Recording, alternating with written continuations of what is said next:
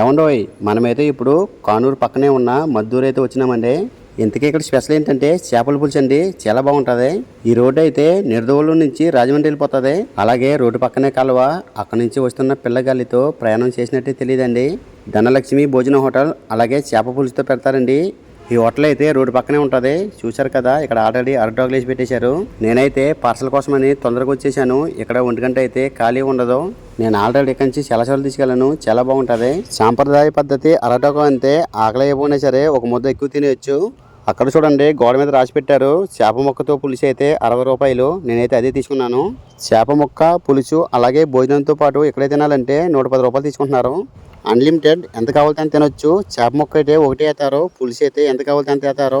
Rice అలాగే చేపల పులుసు ఈ పక్కనే వండుతున్నారు. అది కూడా కట్టెల పొయ్యి మీద. మనం గ్యాస్ మీద వండిన దానికి అలాగే కట్టెల పొయ్యి మీద వండిన దానికి చాలా తేడా ఉంటుందండి.